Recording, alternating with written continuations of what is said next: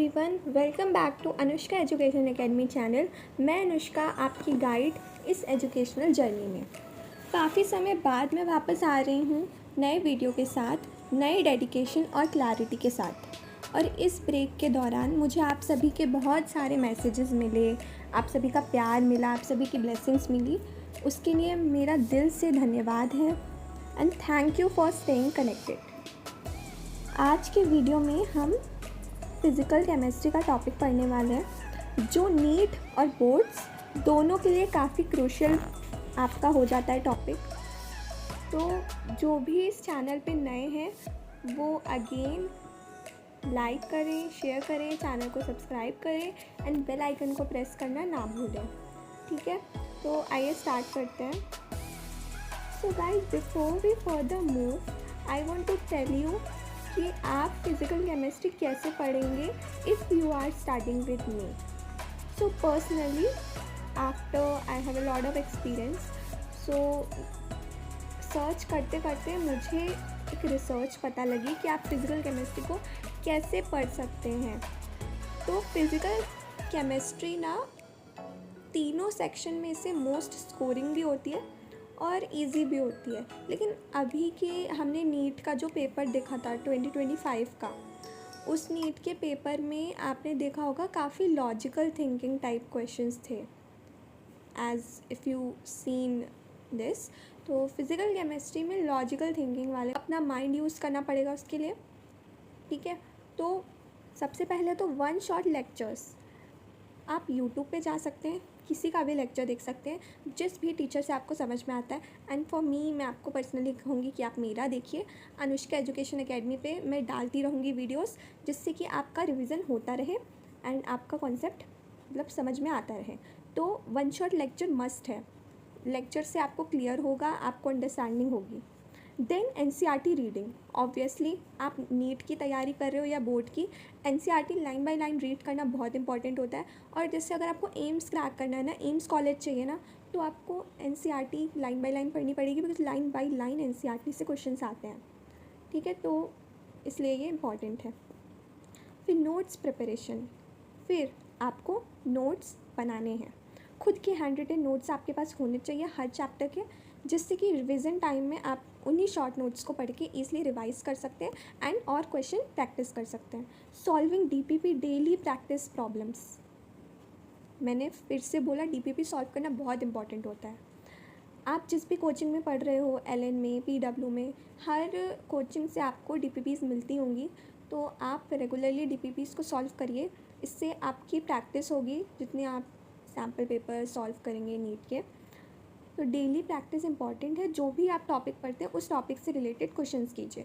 कुछ लोग ऐसे होते हैं पूरा टॉपिक पढ़ के करते हैं, लेकिन मेरे लिए बेटर ये है कि आप जो टॉपिक पढ़ रहे हैं उस टॉपिक के तुरंत बाद क्वेश्चंस करिए, क्योंकि बाद में आप सब भूल जाओगे, है ना, बाद में इतनी मेमोरी नहीं रहती है। और अगर आप क्वेश्चन प्रैक्टिस करते करते चलोगे तो आपको सारी चीज़ें क्लियर होती रहेंगी।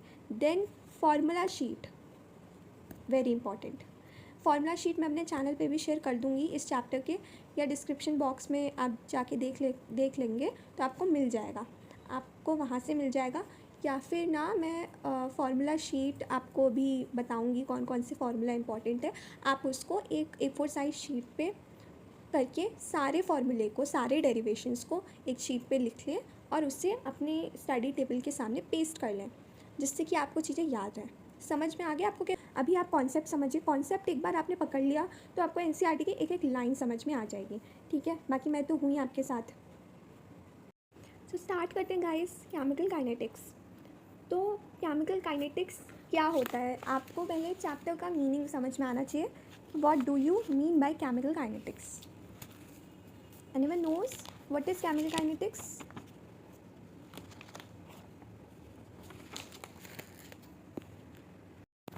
नहीं पता ना, कोई बात नहीं, मैं बताती हूँ। तो देखिए, रिएक्शंस तो होती हैं, ठीक है, डे टू डे लाइफ में रिएक्शंस तो होती हैं। तो ऐसी रिएक्शन जहाँ पे ए रिएक्ट कर रहा है और बी प्रोडक्ट बना रहा है, ठीक है, तो ये रिएक्शन हो रही है। ठीक है, तो ये रिएक्शन हो रही है, तो कौन सी रिएक्शन है? स्पॉन्टेनियस रिएक्शन है। कौन सी रिएक्शन है बच्चों? स्पॉन्टेनियस, ठीक है, स्पॉन्टेनियस रिएक्शन है। अगर स्पॉन्टेनियस रिएक्शन ये है, सो यू ऑल नो कि जो ग्रिप्स फ्री एनर्जी होती है वो कितनी होती है, नेगेटिव होती है in the case of spontaneous reaction. Spontaneous reaction वो रिएक्शन होते हैं जो रिएक्टेंट से प्रोडक्ट फॉर्म करते हैं, जो रिएक्शन करते हैं। नॉन स्पॉन्टेनियस जो रिएक्शन नहीं करते हैं।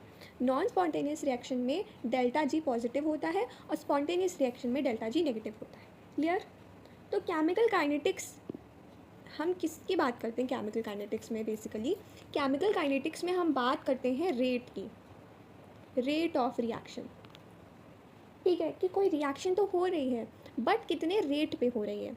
ठीक है, तो आइए एक बार हम ये भी पढ़ लेते हैं कि क्या लिखा हुआ है। अच्छा हाँ, एक बात और बतानी थी आपको कि जो प्रोडक्ट बी फॉर्म हुआ था ना, वो बेसिकली कौन से रिएक्शन में होता है? थर्मोडाइनमिक्स में होता है।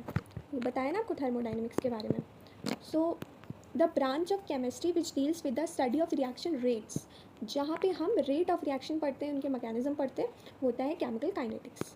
अब थर्मोडाइनमिक्स, तो यहाँ पे आपको बताया कि थर्मोडाइनमिक्स हमें सिर्फ पैसिबिलिटी ऑफ अ रिएक्शन बताता है, पर केमिकल काइनेटिक्स हमें बताता है कि कोई रिएक्शन किस रेट पे हो रही है। ठीक है, तो आई होप आप सभी को समझ में आ गया होगा कि हम इस चैप्टर को क्यों पढ़ रहे हैं और केमिकल काइनेटिक्स क्या होता है और इसकी क्या इंपॉर्टेंस है। जैसे कि एग्जाम्पल के लिए thermodynamic data that indicates that diamond shell convert to graphite, but in reality the conversion rate is so slow the change is not perceptible at all। तो ये सब कुछ खास नहीं है, तो इसमें आपको ज़्यादा स्ट्रेस नहीं लेना है। ठीक है, केमिकल काइनेटिक्स में kinetic studies not only help us to keep the speed और rate of a chemical reaction but also describe the condition by which the reaction rate all be altered. ठीक है, तो समझ ही गए होंगे केमिकल काइनेटिक्स में हमें रेट पढ़ना है। ठीक है, ये हमें स्पीड और रेट में ही नहीं बल्कि ये हमें ये भी बताता है कि रिएक्शन की रेट कैसे ऑल्टर होती है। ठीक है, फैक्टर्स जैसे कंसंट्रेशन, टेम्परेचर, प्रेशर, कैटलिस्ट, ये सब रेट ऑफ रिएक्शन को अफेक्ट करते हैं। कौन कौन अफेक्ट करते हैं?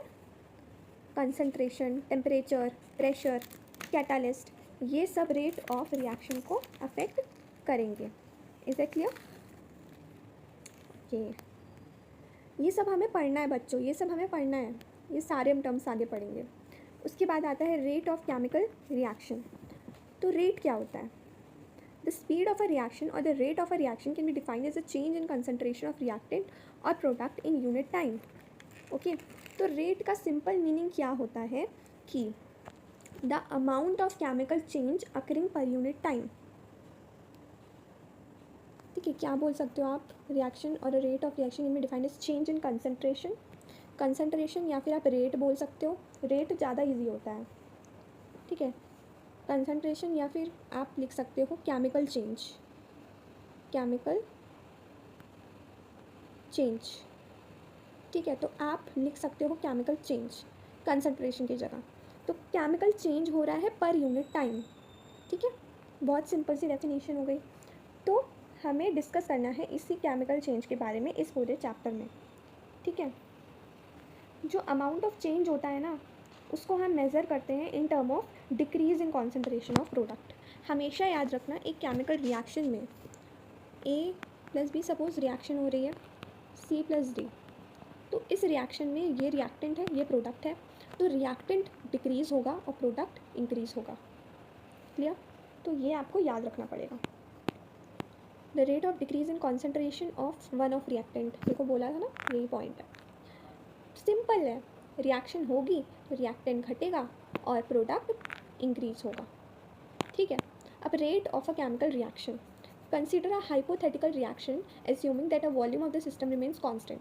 तो हमने एक हाइपोथेटिकल रिएक्शन करवा दी कि रिएक्टेंट लिया, उससे हमें प्रोडक्ट मिल गया। तो 1 mole of the reactant R produces 1 moles of a product P, isn't it? If R1 P1 are the concentration of R and respectively at time T1 and R2 and P2 are the concentration at time T2, then delta T क्या होगा? T2 minus T1। ठीक है, delta R equals to R2 minus R1 and delta P equals to P2 minus P1। अब guys आप इससे पहले कुछ जानो, आपको सबसे पहले कुछ बेसिक नॉलेज या फिर आप कह सकते हो बेसिक अंडरस्टैंडिंग होनी चाहिए। क्या अंडरस्टैंडिंग होनी चाहिए? जो रेट हम पढ़ रहे हैं उसके 2 टाइप्स होते हैं। कौन कौन से? एक होता है एवरेज रेट, एक होता है इंस्टेंटेनियस रेट, ठीक है। एक होता है एवरेज रेट, एक होता है इंस्टेंटेनियस रेट। अब हमने रेट की डेफिनेशन क्या पढ़ी थी बच्चों? देखो बहुत सिंपल है, आप सिंपल डेफिनेशन याद करो कि कोई केमिकल चेंज हो रहा है पर यूनिट टाइम, वो उसका रेट हो जाएगा, ठीक है। अब एवरेज रेट को हम कैसे मैथमेटिकली फॉर्म में लिख सकते हैं? तो रेट को हम सिंपल आर से रिप्रेजेंट करेंगे, है ना, is equals to delta R. Delta R किसका है? डेल्टा आर रिएक्टेंट है, ठीक है। उसके बाद अपॉन डेल्टा टी जो कि टाइम को रिप्रेजेंट कर रहा है, ये मिल जाएगा। देन अगर हम इंस्टेंटेनियस की बात करें, इंस्टेंटेनियस आपका क्या हो जाएगा? तो इंस्टेंटेनियस को आप लिख सकते हो delta equals to minus delta R upon delta T. और ये जो डेल्टा होता है ये क्या रिप्रेजेंट करता है? Minute change. क्या रिप्रेजेंट करता है बच्चों? Minute change. माइन्यूट चेंज को रिप्रेजेंट करता है डेल्टा, ठीक है। डेल्टा अगर आपको कन्फ्यूज़न है तो आप डी लिख सकते हो, ठीक है। नेगेटिव है, नेगेटिव किस केस में है बच्चों? नेगेटिव आपका प्रोडक्ट के केस में है, सॉरी रिएक्टेंट के केस में है, क्योंकि रिएक्टेंट में क्या होता है? रिएक्टेंट में ग्रिप्स की एनर्जी नेगेटिव होती है, डेल्टा जी नेगेटिव होता है, तो रिएक्शन जो रिएक्टेंट होगा वो भी नेगेटिव होगा। प्रोडक्ट अगर हम बात करें तो प्रोडक्ट वहीं आपका क्या आ जाएगा? R equals to delta P upon delta T, ठीक है। Rate of reaction per unit time, reaction होना। प्रोडक्ट का लिखेंगे हम लोग, प्रोडक्ट के केस में डेल्टा आ जाएगा, और प्रोडक्ट के केस में डेल्टा जी कितना होता है? पॉजिटिव होता है, तो आंसर फॉर्म में आप लिखोगे तो भी पॉजिटिव में ही लिखोगे, ठीक है। रिएक्टेंट टाइम के साथ घटेगा और प्रोडक्ट बढ़ेगा, तो ये चीज़ें ना आपको याद रखनी है, तभी आप कर पाएंगे। अब जैसा कि मैंने आपको बताया, क्या बताया मैंने एवरेज रेट में? एवरेज रेट में मैंने बच्चों क्या बताया आपको? मैंने बताया कि आप R equals to delta R upon delta T लिख सकते हैं, है ना।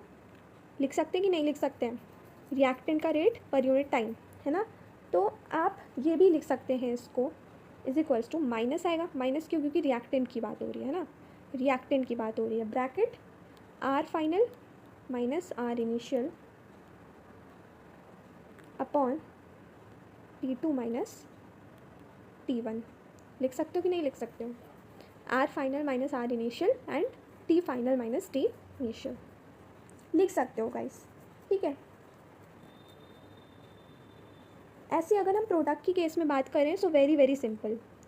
प्रोडक्ट की केस में आप सिंपल लिखोगे R equals to positive delta P upon delta T. Product में लिखोगे तो पी आ जाएगा, पॉजिटिव होगा क्योंकि डेल्टा जी क्या होता है? पॉजिटिव होता है। प्रोडक्ट बढ़ेगा ना, रिएक्शन में प्रोडक्ट बढ़ेगा तो पॉजिटिव में आएगा ऑब्वियसली। तो इसको आप लिख सकते हो plus P final minus P initial upon T2 minus T1, ठीक है। Very very simple. या फिर आप T final minus T initial भी लिख सकते हैं। तो बहुत सिंपल था ना ये, इसमें कुछ भी नहीं था, कोई भी रॉकेट साइंस नहीं था। तो वही आपने यहाँ पे किया, इन्होंने आपको बताया कि डेल्टा टी को आपने T2 माइनस T1 में लिख दिया, delta R2 minus R1, P को delta P equal to P2 minus P1। Square brackets जो हैं इस रिएक्शन में वो मोलर कंसंट्रेशन को रिप्रेजेंट करेंगे। किसको गाइस? मोलर कंसंट्रेशन को, रेट ऑफ केमिकल रिएक्शन। तो rate of disappearance of R, decrease in concentration of R upon time taken, बताया आपको मैंने, ये बता चुके हैं ना, यही चीज़ मैंने आपको बताई। Rate of reactant, concentration of reactant, ये क्या बताता है? ब्रैकेट आपको क्या बताता है? मोलर कंसंट्रेशन की, इसका कंसंट्रेशन क्या है। और कंसंट्रेशन टर्म्स हम किस में यूज़ करते हैं? किस में यूज़ करते हैं बच्चों कंसंट्रेशन टर्म? मोलारिटी में करते हैं। छोटी छोटी बात आपको याद रखनी पड़ेगी बच्चों, मोलारिटी में इन टर्म्स को हम यूज़ करते हैं। तो यहाँ पे decrease in concentration of R upon time taken minus delta R upon delta T हो जाएगा, simple. Rate of appearance of P क्या होगा? Increase in concentration of P upon time taken. Concentration of P बढ़ेगा upon time, time उससे कितना लग रहा है, तो प्लस डेल्टा पी, क्योंकि प्रोडक्ट बढ़ेगा तो पी आ जाएगा, पॉजिटिव आ जाएगा। ये सब आपको मैं बता चुकी हूँ। रेट ऑफ केमिकल रिएक्शन, अभी केमिकल रिएक्शन हमने ली जिसमें टी की वैल्यू क्या है, इतनी है, डेल्टा टी की वैल्यू इतनी है, P21 की वैल्यू इतनी है, तो rate of formation of Fe2+ क्या होगा, आप लिख सकते हो delta Fe2+ upon delta T. अब बोलोगे कि मैम यहाँ पे नेगेटिव साइन क्यों नहीं आया, बच्चों ये देखो कि 2F ये किस साइड है, प्रोडक्ट साइड है, प्रोडक्ट साइड में क्या होता है, पॉजिटिव होता है, पॉजिटिव होता है, तो इसलिए यहाँ पॉजिटिव रहेगा, ठीक है, कॉन्सेंट्रेशन अपॉन डेल्टा टी। तो अब आपको Fe2+ की वैल्यू दी है, डेल्टा टी की वैल्यू दी है, डिवाइड कर दो, आपको आंसर मिल जाएगा, rate of formation of Fe2+ कितना है। Very very simple. ऐसे ही इस रिएक्शन में आपको बताया गया है। जनरल रेट ऑफ रिएक्शन क्या होता है, जैसे आपने small A capital A plus small B capital B करवाया, small C capital C plus small D capital D आपको मिल गया, ठीक है, तो ये आपको मिला, तो अब आप इसे कैसे लिखेंगे, आप इसको माइनस, माइनस क्यों लिखेंगे, माइनस क्यों लिखेंगे बच्चों, क्योंकि ये रिएक्टेंट की तरफ है, फिर जो ए है वो 1/a में चला जाएगा, कोई भी नंबर होगा तो वो 1/, में होल नंबर में चला जाएगा, फ्रैक्शन फॉर्म में चला जाएगा, फिर delta A upon delta T हो गया, ठीक है, rate of concentration of reactant upon time, per unit time ना, तो upon delta T is equals to आएगा, प्लस नहीं आएगा बीच में, इज इक्वल्स टू आएगा, फिर इसे भी हम फ्रैक्शनल फॉर्म में लिख लेंगे, -1/b क्योंकि रिएक्टेंट की साइड है, delta B upon delta T, ये ब्रैकेट आपकी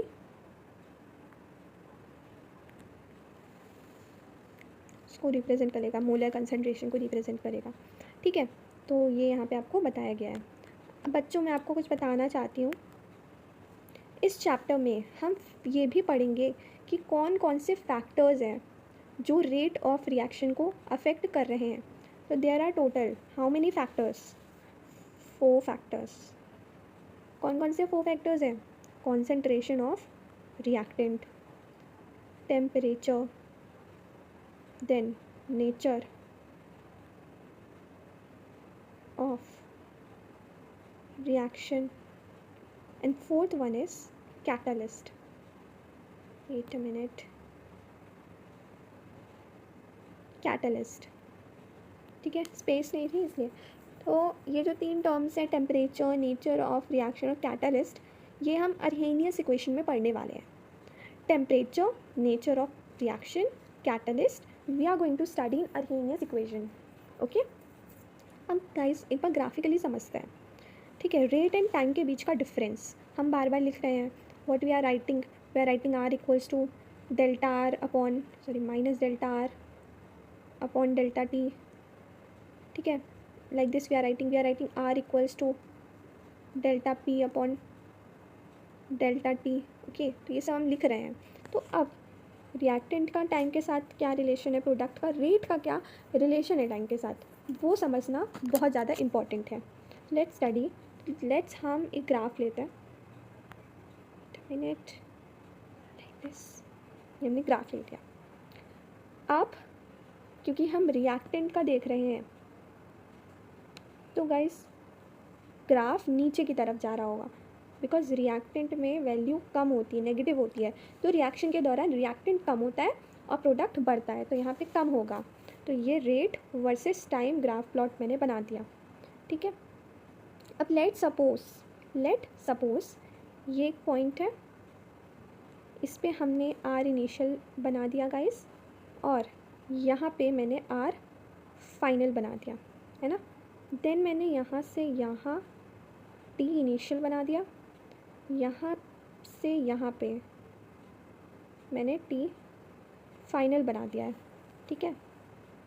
तो ऑब्वियसली आर इनिशियल बड़ा होगा आर फाइनल से, एंड टी फाइनल बड़ा होगा टी इनिशियल से, ऑब्वियसली टाइम तो बढ़ेगा ना, टाइम तो बढ़ेगा, तो यहाँ पे उल्टा है, यहाँ पे टी फाइनल बड़ा है, यहाँ पे आर इनिशियल बड़ा है, ठीक है, तो आर का एवरेज हमें कितना मिल जाएगा, तो आर का एवरेज हमें मिलेगा -r final -r initial upon T2 -T1, T2 -T1, मिल जाएगा। It's very very simple. Average rate हमने इससे निकाल लिया। ऐसे ही बता देती हूँ, इंस्टेंटेनियस रेट, ठीक है। तो आर इंस्टेंट पे is equal to minus delta R upon delta T, ठीक है। Delta R upon delta T मिल जाएगा, ये हो जाएगा आपका आर इंस्टेंटेनियस पे। तो इसमें आपको डेल्टा मिलेगा, रिएक्टेंट टाइम के साथ कम होगा। अब हम समझते हैं कि कॉन्सेंट्रेशन का अफेक्ट रेट पे कैसे होगा, ठीक है। लेट सपोज एक रिएक्शन करवा देती हूँ मैं, 2A + 3B। देखिए आप ध्यान दीजिए, अगर आप ध्यान देंगे ना तो आपको समझ में आएगा, कॉन्सेप्ट को समझिए कि ये रिएक्शन थी। मैंने अभी आपको जनरल फॉर्म बताया था कैसे लिखेंगे, आप फ्रैक्शनल फॉर्म में लिखेंगे, है ना। आप इसको क्या लिखेंगे, R rate is equal to minus, क्योंकि रिएक्टेंट में माइनस होगा, कम होगा तो अपॉन हाफ हो जाएगा, हाफ होगा ना, 1/2 रिएक्टेंट के तरफ में माइनस होगा एंड 1/2 यानी कि फ्रैक्शनल फॉर्म में इसे हम लिखेंगे। फिर डी आएगा, फिर ब्रैकेट में ए आएगा, ए हमारा ये था ना, इसे हमने लिख दिया upon D T. D T differential form है, ओके। एंड टी क्या है, T you know time, rate of concentration of reactant पर यूनिट टाइम, ठीक है। तो कॉन्सेंट्रेशन ही देख रहे हैं, इसका इफेक्ट रेट पे कैसे पड़ रहा है ये भी हम समझेंगे। Is equal to -1/3 D B upon D T. फिर यहाँ पे पॉजिटिव आएगा, क्या आएगा यहाँ पे, D C upon D T plus. It's very simple, ये समझ में आ गया। हम आपको बता दिया मैंने, एवरेज रेट, इंस्टेंटेनियस रेट, एक बार आपको रीड करके भी बता देती हूँ। एवरेज रेट डिपेंड करता है change in concentration of reactant और product in the time taken for this to occur, मतलब कॉन्सेंट्रेशन पर यूनिट टाइम, ठीक है। Equation 1 to 3 represent the average rate, equation भी यहाँ पे दी होगी, आपको मैंने बताया भी था अभी जस्ट नाउ, ठीक है। Mathematically R average minus delta R upon delta T is equals to P delta P upon delta T, ठीक है। एवरेज का हमने इसके फॉर्म में लिख दिया, टी 0 है तो minus D R upon D T equal to D P upon D T, ऐसे भी लिख सकते हो। या फिर आप इसे अभी जस्ट मैंने आपको बताया था आप कैसे लिख सकते हैं। आपको ऐसे लिखना है तो आप ऐसा लिखिए, वरना आप डेल्टा में लिख सकते हैं, is equal to minus delta R upon delta T, इस फॉर्म में आप लिख सकते हैं, ठीक है। It's very simple. अच्छा, इसकी यूनिट क्या होती है रेट ऑफ रिएक्शन की, मोल L-1 S-1, ठीक है। मोल L-1 S-1। Average rate, instantaneous rate समझ में आ गया। इसका आपको रेट पूछा था तो इसका ये आपको ग्राफ दिख रहा होगा, ये आपका रेट पर टाइम का ग्राफ आपको शो हो रहा है ना। इसमें आपको बताया गया है कि ये आपका कम हो रहा है, रिएक्टेंट का ग्राफ है, यहाँ से यहाँ तक कम हो रहा है, ठीक है। यहाँ से यहाँ कम हो रहा है, फाइनल इनिशियल से कंपेयर करके आपको बताया गया है। तो इसका रेट कितना होगा बच्चों, इसका रेट होगा माइनस डेल्टा H2O2, वो यहाँ गिवन है, आप लोग सोच रहे होंगे, यहाँ देखो यहाँ गिवन है और टाइम के लिए कुछ गिवन नहीं है तो डेल्टा टी ही आएगा ऑब्वियसली, ठीक है। अब factor affecting rate of a chemical reaction, nature of reactant पे डिपेंड है, ठीक है। नेचर ऑफ रिएक्टेंट ऐसा फैक्टर है जो रेट को अफेक्ट कर सकता है। आयनिक सब्सटेंस रिएक्ट ज़्यादा तेज़ करते हैं कोवेलेंट सब्सटेंसेस से। Concentration of reactant, rate of concentration, ठीक है। तो कॉन्सेंट्रेशन भी करेगा कि जो रेट होगा वो डायरेक्टली प्रोपोर्शनल होगा to the concentration of reactant. किसके होगा, रिएक्टेंट के कॉन्सेंट्रेशन के, टेंट कॉन्सेंट्रेशन, जिसे आप ए से रिप्रेजेंट भी कर सकते हैं, ठीक है। तो उसके आपका प्रोपोर्शनल होगा, टेम्परेचर पे होगा। Rate of reaction increases with increase in temperature, reaction का रेट बढ़ेगा अगर टेम्परेचर बढ़ेगा तो। कैटलिस्ट भी रेट ऑफ रिएक्शन को अल्टर करता है, आपने सुना होगा ना, catalyst help in the chemical reaction, ठीक है। तो ये आपको याद रखना है, radiation, rate of reaction proportional to surface area. उसके बाद आपको रेट ऑफ लॉ बताया गया है। अब आपको मैं एक चीज़ और बताना चाहती हूँ guys, another thing which I want to tell you is reactions. तो रिएक्शन दो टाइप्स की हो सकती हैं, एक तो होती है सिंगल स्टेप और एक तो होती है मल्टी स्टेप,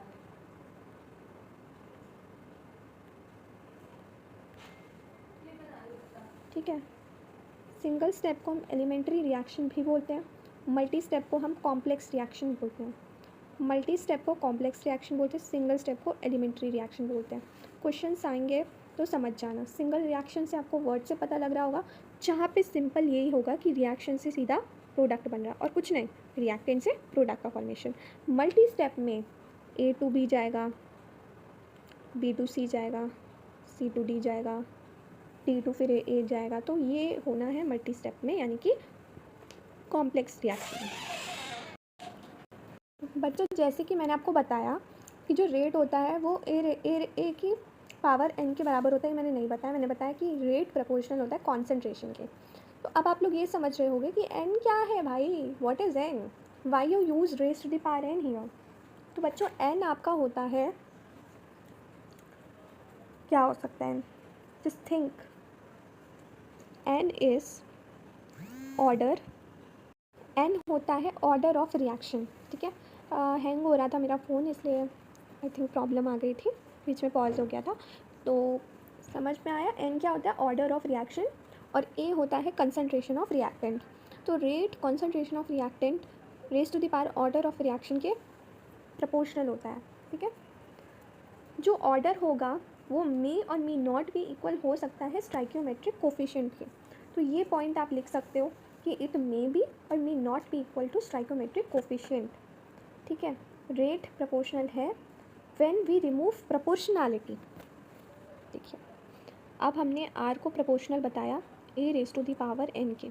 अगर मैं इस प्रोपोर्शनैलिटी को हटा दूँ तो क्या होगा, तो होगा r equals to k a raise to the power n, ये मिलेगा आपको, है ना, कि a raise to the power n। जो k होगा वो होगा रेट कांस्टेंट, जो k होगा वो क्या होगा बच्चों, रेट कांस्टेंट, है ना, तो रेट कांस्टेंट हो जाएगा। अब अगर मैं k की वैल्यू बताऊं तो k क्या होगा, मुझे k की यूनिट बतानी है, मैं कैसे बताऊंगी, k equals to r upon a raise to the power n। जो r है वो क्या है, कॉन्सेंट्रेशन है। कॉन्सेंट्रेशन में हम किसकी बात करते हैं, मोलारिटी की बात करते हैं ना, मोलारिटी की। तो अब क्या होगा, r upon a raise to the power n मिला। r की यूनिट क्या होती है, mole L minus one S minus one. अभी बताया था, नहीं पता है ना तो थप्पड़ खाओगे बहुत तेज, अभी बताया था मैंने। अपॉन में मोल N L माइनस N, ठीक है, ये आ जाएगा आपके पास। उसके बाद जब आप इसे फाइनल करोगे तो आपको मिलेगा मोल 1 minus N L N minus one S minus one. ठीक है, तो ये आपको मिल जाएगा फाइनल। आई होप ये आपको क्लियर हो गया होगा।